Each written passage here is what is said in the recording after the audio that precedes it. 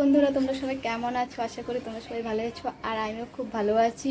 তো আজকে আবারও চলে এলাম একটা ব্লগ নিয়ে। তো আজকে আমি দুপুরবেলা কি করলাম তোমাদের সঙ্গে শেয়ার করব।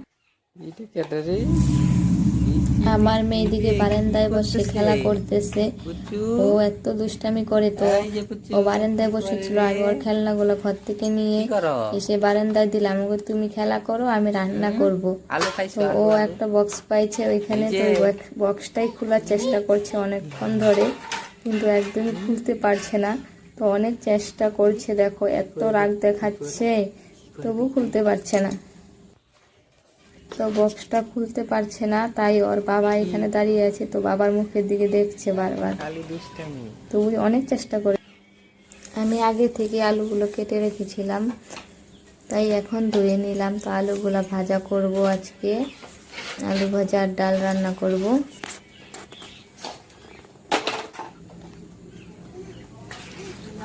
আর যে দেখো আমার মেয়ে আসতেছে, এখনই আওলায় দিবে, সব কিছু নষ্ট করে দেয়। এত দুষ্টামি করে, ওকে সামলানো খুবই কষ্টকর। একটা লোক তো লাগে ওর পিছনে সারাদিন। এখন কাটা আলুগুলো পাইছে, তো এগুলো মুখে ঢুকাচ্ছে, তো আবার চিবোচ্ছে, গলা আটকে যাবেনি। তারপরে সিঁড়ি দিয়ে একদম নিচে নেমে আসছে, দেখো সিঁড়ি দিয়ে ও একা একাই আজকে নামলো। তো এর নিচে নেমে দেখে সিঁড়ির মধ্যে বসে বসে দেখে ওর পিসির জুতো পাইছে, ওগুলো নিয়ে খেলা করছে। এদিকে আমি ভাজাগুলো কেটে রেখে দিয়েছি, আলুগুলো ভাজবো। আর এদিকে আগে থেকে ডাল বসিয়ে দিয়েছিলাম, তো ডালটা সম্বাদ দিলাম। এই যে দেখো আমাদের এই গ্যাসের পাশে মানে জানলা আছে, তো জানলাটা খোলা হয়, আলো আসে, দেখতে সুবিধা হয়। লাইটের থেকেও ভালো আলো দেয় বাইরের আলোটা, আর হাওয়াও দেয়। যখন গরম থাকে তো হাওয়া দেয়, তো খুবই মজা লাগে রান্না করতে। হাওয়া হাওয়া আসে।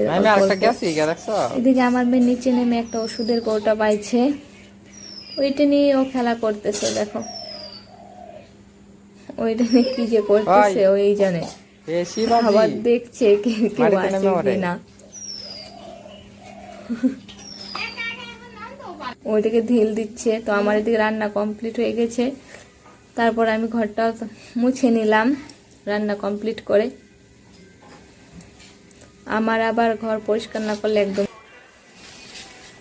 তো উঠান দিয়ে ও হাঙ্কুর পেরে পেরে চলে গেছে একদম ওর দাদুর ঘরের বারান্দার পাশে। সিঁড়ির মধ্যে পাথর আছে দুইটা, তো ওগুলো উঠানোর চেষ্টা করতেছে, কিন্তু ও উঠাতে পারছে না। তারপর এইদিকে মা উঠোনে ঘাসগুলো উঠাচ্ছে, অনেকটা ঘাস হয়ে গেছিল আমাদের উঠোনে। আমার মেয়েকেও দেখছে আর ঘাসগুলো উঠোচ্ছে। তো আমি রান্না শেষ করে ওকে নিতে এলাম চান করাবো বলে। ও হেঁটে হেঁটে, আমি ওর হাতে ধরছি, ও হেঁটে হেঁটে চলে যাচ্ছে। তোকে চান করাবো কি, ও তো ওর ঠাকুমার কাছেই রয়ে গেল। তো আমি আবার চলে গেলাম আমাদের লেবু গাছের নিচে, কারণ আমি আজকে ডাল রান্না করছি লেবু দিয়ে।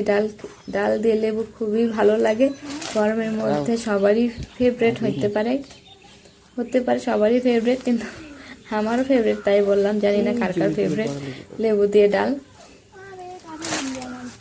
তো একটা মানে একটা ভালো দেখে লেবু উঠিয়ে নিলাম গাছ থেকে। কয়েকদিন আগে একটা লেবু উঠেছিলাম একদম কুমলা, আর লেবুটার এত সেন্ট। আজকে যেটা উঠালাম লেবুটার সেন্ট দারুণ।